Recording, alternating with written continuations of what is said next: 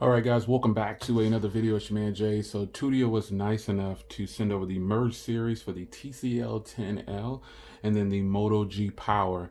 Now start with the TCL 10L because this is a phone that doesn't have very many options for cases, and Tudia is making one. So let's get it on.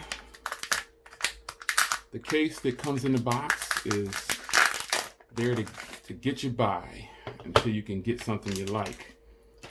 So here is the Merge series. The Merge series is a heavy-duty, ultra-thin, somewhat thin to me. It's not the most bulkiest case, but it is definitely a good case, and it'll definitely give you some drop protection. So we're going to put this on here. Let's clean up the phone. Can never get all those smudges out. Pop it on. Here it is. This is what the phone looks like with the case on. It's kind of awkward that it has a square fingerprint reader, and then the case has a circular, but it's smooth when it's a good swiping motion and when you have it there. So now the camera is deeply recessed. It doesn't poke out at all. The fingerprint reader is actually recessed as well. And then you've got the power button right here, nice and clicky.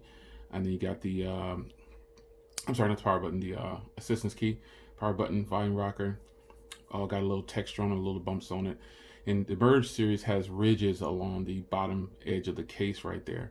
You can see all your ports, and all cutouts are gonna work just fine. This feels really good. This is what the TCL 10L needed. Now they just have to make one for the Pro, and we'll be in the house. We'll be good to go. Now, let's switch over to the Moto G Power. Now this is obviously a case that you've seen for the Moto G Power. They have a different version. It's the Moto G Power, I believe it is. But this one is specifically for the Moto G Power. You can see all the ports and everything on this one line up.